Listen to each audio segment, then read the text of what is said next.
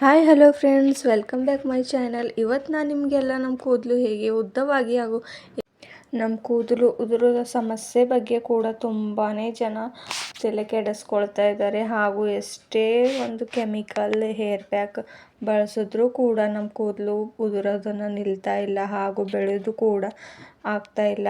ಆದ ಕಾರಣ ನಾನು ನಿಮಗೆ ನಮ್ಮ ಕೂದಲು ಇವತ್ತು ಉದ್ದವಾಗಿ ಹಾಗೂ ದಟ್ಟವಾಗಿ ಹೇಗೆ ಬೆಳೆಯಬೇಕು ಹಾಗೂ ಕೂದಲು ಎಷ್ಟೇ ಉದುರಬಾರ್ದು ಅದಕ್ಕೆ ನಾನು ನಿಮಗೊಂದು ಮನೆ ಮದ್ದನ್ನು ಹೇಳ್ಕೊಡ್ತಾ ಇದ್ದೇನೆ. ಇವಾಗಂತೂ ತುಂಬ ಜನ ಕೆಮಿಕಲ್ನೇ ಯೂಸ್ ಮಾಡಿಕೊಂಡು ತಮ್ಮ ಕೂದಲನ್ನ ಉದ್ದವಾಗಿ ಹಾಗೂ ಉದುರೋದ ಸಮಸ್ಯೆ ಕೂಡ ಕಡಿಮೆ ಮಾಡ್ಕೊಳ್ತಾ ಇದ್ದಾರೆ ಅಂತ ತಿಳ್ಕೊಂಡಿದ್ದಾರೆ. ಆದರೆ ಅದೇ ಕೆಮಿಕಲ್ನಿಂದ ನಮ್ಮ ಸ್ಕಿನ್ ಎಷ್ಟು ಡ್ಯಾಮೇಜ್ ಆಗ್ತಾ ಇದೆ ಹಾಗೂ ನಮ್ಮ ಕೂದಲು ಉದುರೋ ಸಮಸ್ಯೆ ಕೂಡ ಜಾಸ್ತಿ ಆಗ್ತಿದೆ. ಸ್ವಲ್ಪ ದಿನ ನಮ್ಮ ಕೂದಲು ಬೆಳೆಯಬಹುದು, ಆದರೆ ಬುಡದಿಂದ ನಮ್ಮ ಕೂದಲು ಬೆಳೆಯೋದಕ್ಕೆ ಸಾಧ್ಯ ಇಲ್ಲ. ಅದರಲ್ಲಂತೂ ಅರ್ಧ ಕೂದಲು ಅರ್ಧದಲ್ಲೇ ಕಟ್ಟಾಗಿ ಕೂಡ ಬೆಳೀತಾ ಇದೆ ಹಾಗೂ ತುಂಬಾ ಕೂದಲು ಉದುರೋ ಸಮಸ್ಯೆ ಕೂಡ ಜಾಸ್ತಿ ಆಗ್ತಾ ಇದೆ. ನಾವು ಯಾವುದೇ ಒಂದು ಶಾಂಪೂ ಕೂಡ ಯೂಸ್ ಮಾಡಿದ್ರೂ ಕೂಡ ನಮ್ಮ ಕೂದಲು ಬೆಳೀತಾನೇ ಇಲ್ಲ ಅನ್ನೋದಕ್ಕೆ ಇದು ಒಂದು ಕೆಮಿಕಲ್ನೇ ಕಾರಣವಾಗಿದೆ. ಆದ ಕಾರಣ ನಾವು ಇವತ್ತು ಯಾವುದೇ ಒಂದು ಕೆಮಿಕಲ್ನ ಯೂಸ್ ಮಾಡಿಕೊಳ್ಳದೆ ಒಂದು ಮನೆ ಮದ್ದನ್ನು ಹೇಗೆ ರೆಡಿ ಮಾಡೋದು ಅಂತ ನೋಡೋಣ ಬನ್ನಿ. ನಾನಿಲ್ಲಿ ಒಂದು ಬೌಲ್ನ ತಗೊಂಡಿದ್ದೇನೆ.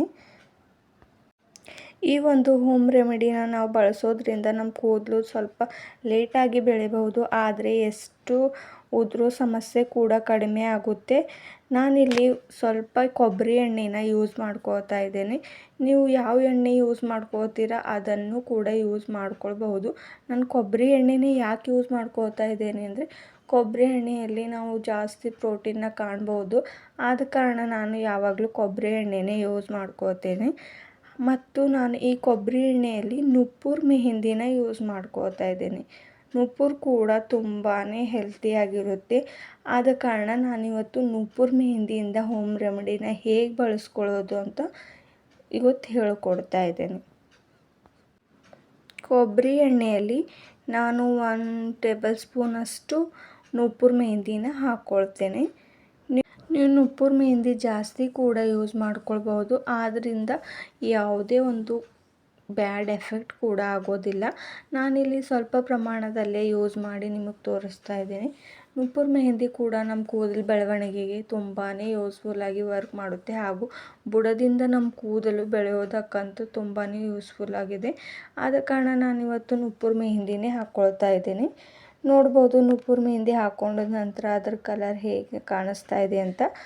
ಆದ ನಂತರ ನಾನು ಮೊದಲೇ ರೆಡಿ ಮಾಡ್ಕೊಂಡಿರುವಂಥ ಕರಿಬೇವಿನ ಪುಡಿ ಕೂಡ ನಾನು ರೆಡಿ ಮಾಡ್ಕೊಂಡು ಹೀಗೆ ಒಂದು ಡಬ್ಬಿಯಲ್ಲಿ ಸ್ಟೋರ್ ಮಾಡಿ ಇಟ್ಕೊಂಡಿದ್ದೇನೆ.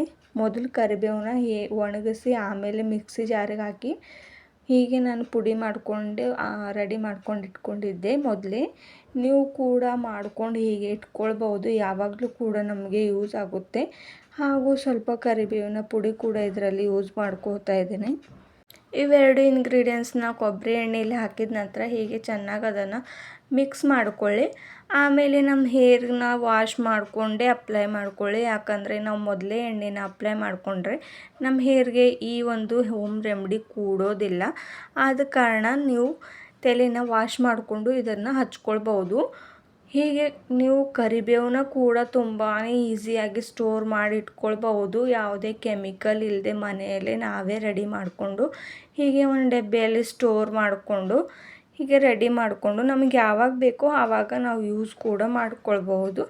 ಹೀಗೆ ನಾವು ಒಂದು 15 ಮಿನಿಟ್ಸ್ 20 ಮಿನಿಟ್ಸ್ ಆದಮೇಲೆ ವಾಶ್ ಕೂಡ ಮಾಡ್ಕೊಳ್ಬಹುದು. ಮೊದಲೇ ಶಾಂಪೂ ಕೂಡ ಹಾಕ್ಕೊಳ್ಬಹುದು, ಆದರೆ ನೆಕ್ಸ್ಟ್ ಡೇ ಕೂಡ ಹಾಕ್ಕೊಳ್ಬಹುದು, ಅದು ನಿಮಗೆ ಬಿಟ್ಟಿದ್ದು. ಹಾಗಾದರೆ ಒಂದು ವಾರದಲ್ಲಿ 2-3 ಸಾರಿ ಆದರೂ ಇದನ್ನು ಹೀಗೆ ಒಂದು ಪ್ಯಾಕ್ನ ರೆಡಿ ಮಾಡಿಕೊಂಡು ನೀವು ಕೂಡ ನಿಮ್ಮ ಹೇರ್ಸ್ಗೆ ಅಪ್ಲೈ ಮಾಡಿಕೊಂಡು ನೋಡಿ. ನಿಮಗೂ ಈ ವಿಡಿಯೋ ಇಷ್ಟ ಆದರೆ ಲೈಕ್ ಆ್ಯಂಡ್ ಸಬ್ಸ್ಕ್ರೈಬ್ ಮಾಡಿ. Thank you.